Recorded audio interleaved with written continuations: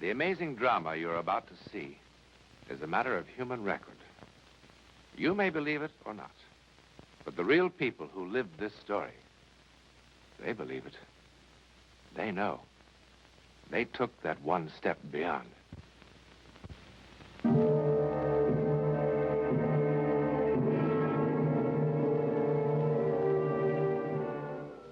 The curtains on the window are always drawn. Inside the main house tonight is quite an occasion. In the year the Parrish family has lived in Boston, this is the first time anyone outside the immediate family has been invited to the house. What if Danny believed the story about the servants leaving just this morning? Well, goodness, Anna, why shouldn't he? It would hardly enter his head that we've never had servants here. We're all so good at telling lies, aren't we? Well, at least they are lies that hurt no one. Well, you'll be free of me very soon. You'll be married and in New York with Danny. Mama, to have somewhere that's really, really home. After all these years of moving one place to another and always being frightened.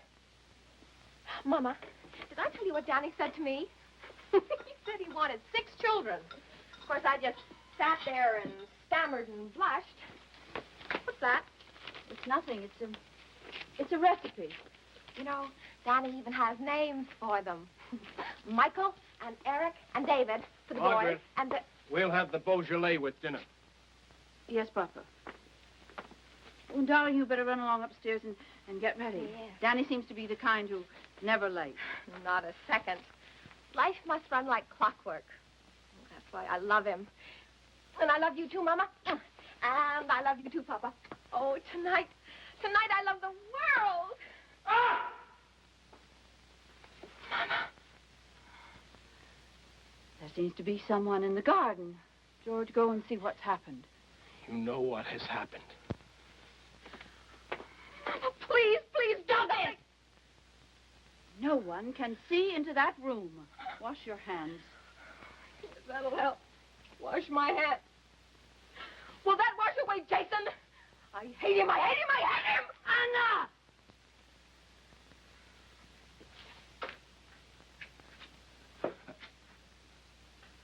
What is it? Come inside.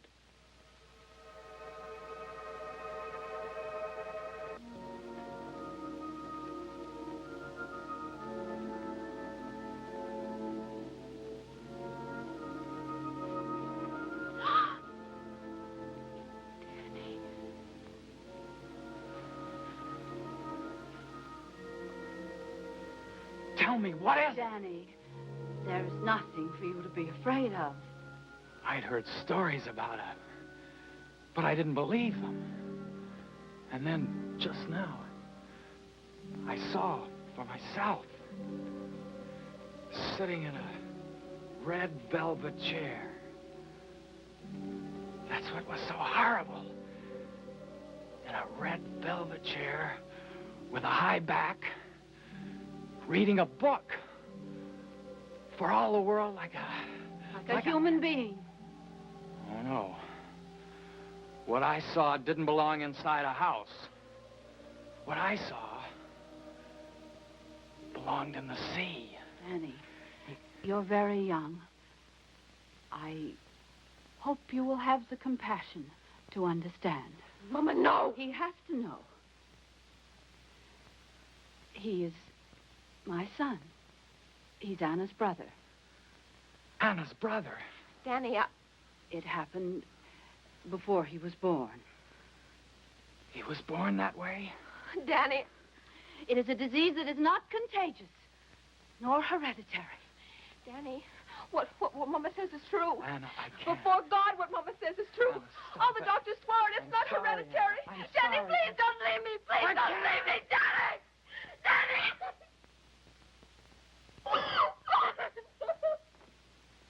Give him... Just give him time to think. If he really loves you, he will come back. No, he won't. You saw the way he looked at me. He was looking at our babies, and the babies I'll never have because of Jason. I hate him, and I wish he were dead.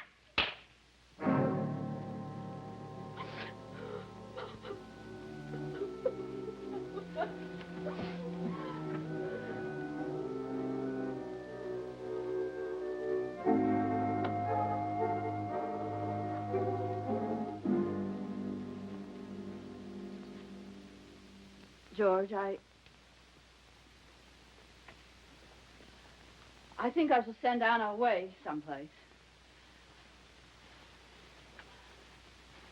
Someplace pleasant. It's Jason who must be sent away, No, Margaret. George, not again, not now. Yes, now. George! How long can you be selfish? Each time we've had to move, whenever I've had to look for a new job, you know what agony it's been for him. He'd be happier away from us. There are hospitals that would take him. You don't mean hospitals. He's my son, too, Margaret. For the love of God, have some pity for the boy. Pity? Yes, pity! How do you think he feels locked up in the room? I have told you 100 times I will not let him go. And that's always finished the argument, hasn't it, Margaret? But not tonight. No, not tonight. Hush, George. He will hear you. You cannot ask me to give up my life. At last you said it, Margaret. He is your whole life. Not me. Not Anna. Jason. You've no love left for the rest of us. He needs me more. Margaret!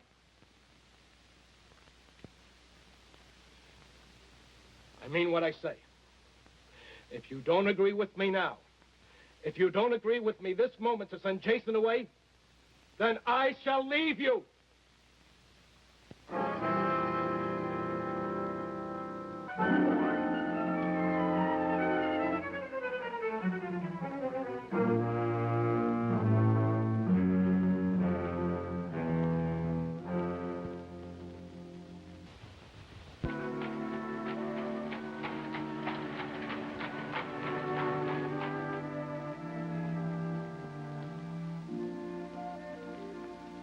Parrish, I'm Edward Brown. It was very kind of you to see me. Who could resist such a letter? I'm surprised, madam, you confide these intimacies to a stranger. As a stranger, you could be of no help to me, Dr. Brown. Madam, let's be clear on this point. I am no longer a doctor. My name has been officially struck from the British Medical Association. I'm not interested in that. All I care about is your knowledge and your talent, Dr. Brown. Sit down, madam. Thank you.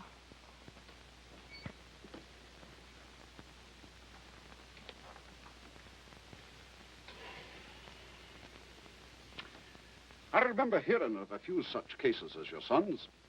Well, other doctors have told me that almost every 100 years a child is born with this affliction.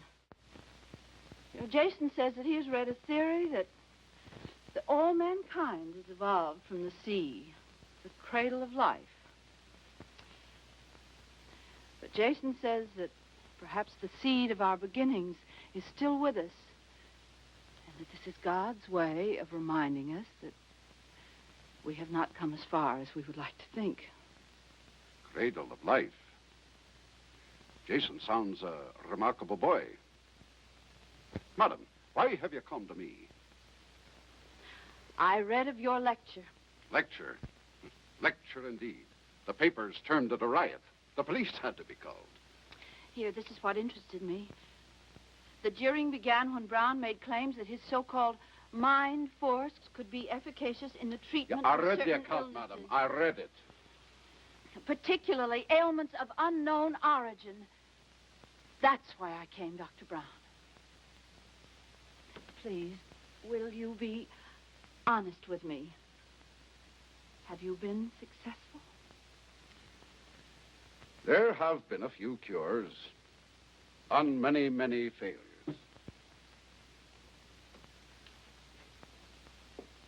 What is this mind force? Madam, if I could explain it satisfactorily, I would hardly be in my present position. All I can tell you is that I seem to have developed a kind of power. What it is, I cannot tell you. I'm not the first. There have been others. I think perhaps Dr. Mesmer was the first. This power sounds supernatural. And that would frighten you? I want my son to be well. The means do not concern me. Will you dine with us tonight and see Jason?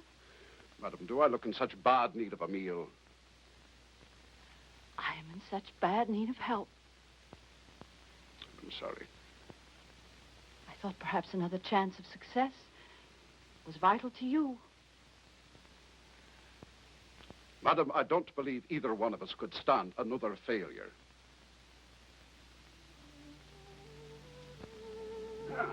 I haven't had a roast like that in more months than I'd care to say. Anna, did you hear that?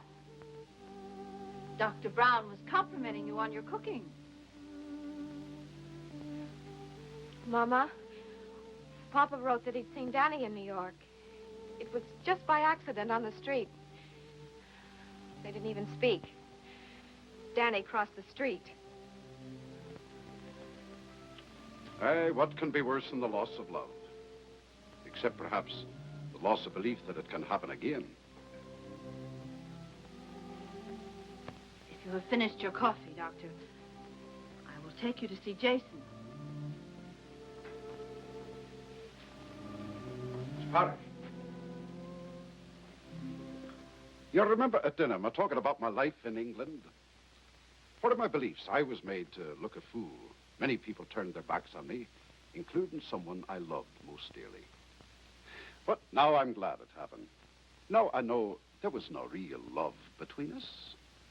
Someone who loves you will not desert you, no matter how severe the test.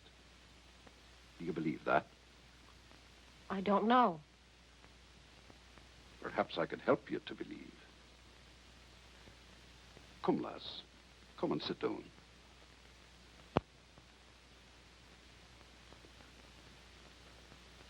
Perhaps I could help you to believe. Madam, have I your permission to play a game with Anna? You have? Anna, you know I want to be your friend. Yes. Give me your hands.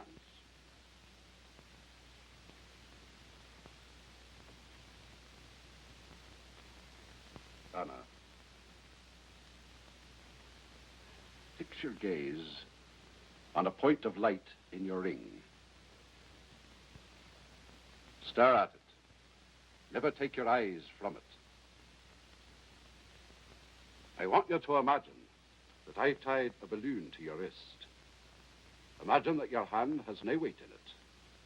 The balloon is pulling it into the air. Your hand has no weight in it. It can float in the air like a feather. The balloon is tugging up, up, up. That's it. Now, as your hand rises higher, it will come toward your face. Keep staring at that one point of light. Keep staring at it as your hand comes toward your face. You're becoming more and more sleepy. Your poor eyes ache for sleep. But you cannot close them until your hand touches your face. Only then will you sleep. Sleep.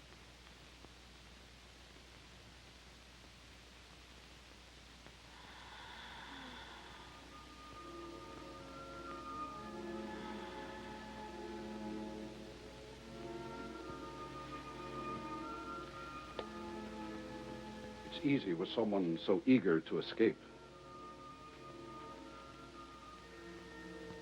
Does she hear us? Only me. What sort of sleep is this? Where is she? I warned you. Somewhere beyond our understanding. You remember what I told you about the power the mind has over the body? Let me show you. Anna, now you're even more deeply asleep. You hear nothing but my voice. Yesterday, you had an accident in the kitchen. You scalded the back of your hand with boiling water. The skin is still raw and sensitive from the burn. Touch the back of her hand.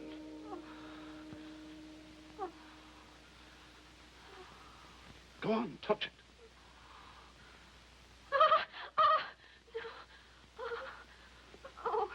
The burn is healed. The pain is all gone. In fact, you have no feeling in your hand whatsoever. The nerves are all dead. The hand is numb. Have you a pin?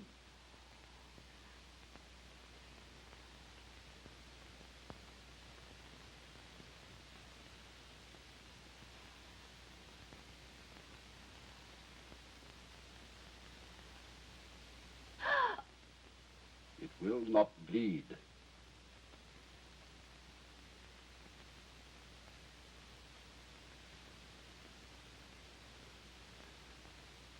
Now the hand is as it was, as if the burn had never been.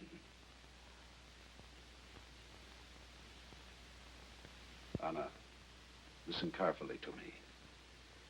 When you wake up, you'll be as happy as you were before Danny went away. You will not forget him. You will only forget the pain of his going away. You will feel the hurt no more. When I count 3, you will open your eyes and be wide awake, feeling happier and more rested than you ever have in your life. 1, 2, 3.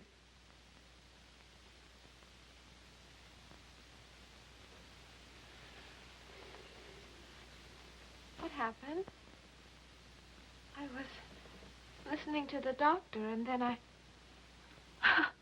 Well, I guess I must have dozed off. Oh, I'm sorry. You must think I'm terribly rude. We'd be a deal healthier if we all took a bit of a nap after dinner. Now, Mrs. Parrish, if you'd be so good as to let me have the key to Jason's room. Yes, of course.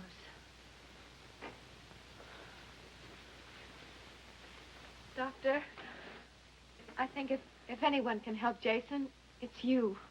Thank you.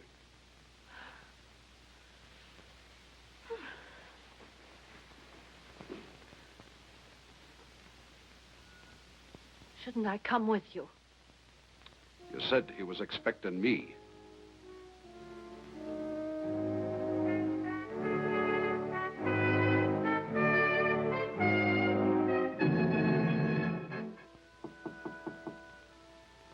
Jason, it's Edward Brown.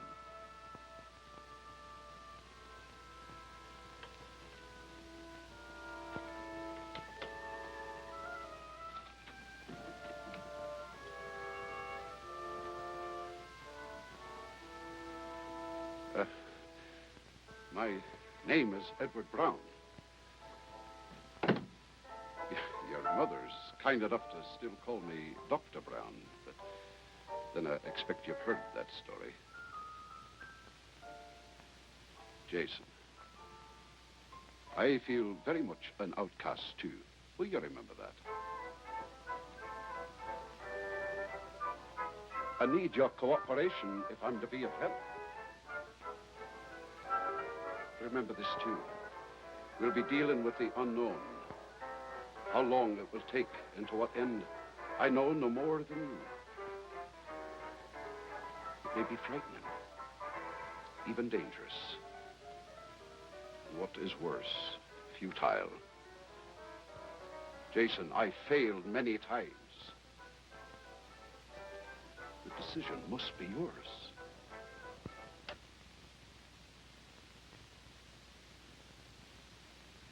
Good.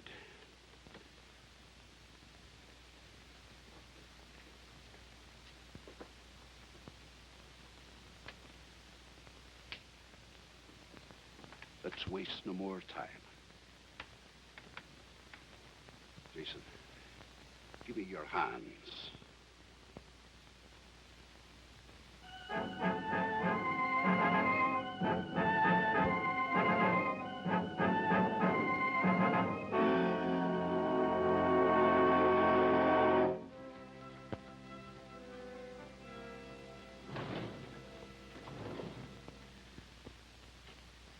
Not even on Christmas Eve. I think I must have been insane to let that doctor talk me into this. Absolutely insane. Dr. Brown, I wonder if he ever was a doctor. Mama. Not even on Christmas Eve am I allowed to see my own son. Now, Mama. He could be dead for all I know. Now, that's silly. Do you know the last time that I saw him? It was September the 2nd. And Dr. Brown, since that moment, has had nothing to say at all. Mama, that is not true. Why, only last week. Last week, what did he say last week? He seemed very hopeful. Then why doesn't he let me see him? You must trust him. Well, I don't. I don't trust him. I think it's all some kind of a hoax. Jason isn't any different. There isn't any change at all. Oh, there's one thing that's changed. I've lost him. Jason isn't mine anymore. Well, that's it. Well, that's what's upsetting you, is it, Mama?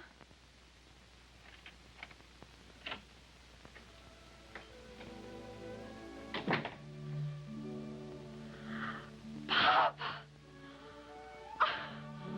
Oh, Papa. Oh, thank God you're home. Oh, we need you so much. Hello, baby. Hello, Margaret. George, I'm glad you're home. Papa, you're in time for Christmas.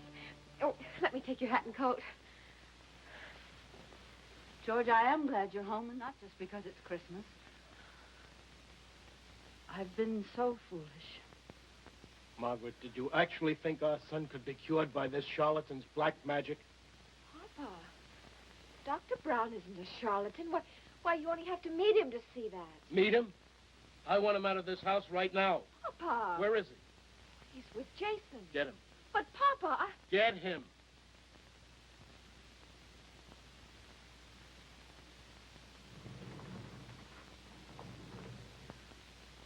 I was desperate, George. I know, Margaret. Margaret, I brought someone with me. He's waiting outside. Why? He's from a hospital in New York. No! Margaret, listen to me. No! I've seen the place. No! No, I've lost him once. Never again, never again. Margaret, we'll go down there together. You can see it for yourself. No! I have seen those places. I know. I would rather have Jason dead first. Margaret, all the papers have been signed. No! There's nothing you can do, Margaret.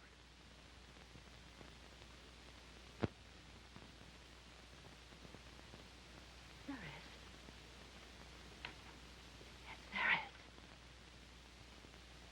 There is something I can do. You will never take him. Never. Never. I would rather see him dead. There is something that I can... Mama!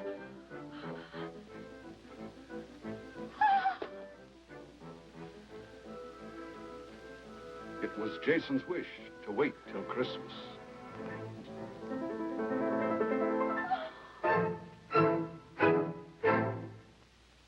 Despite his triumph, Dr. Edward Brown didn't live to see his mind force recognized as a powerful weapon against disease and pain. Only recently has hypnosis been officially admitted to the operating theater or to the office of the psychiatrist. Today we accept hypnosis as fact. Who knows?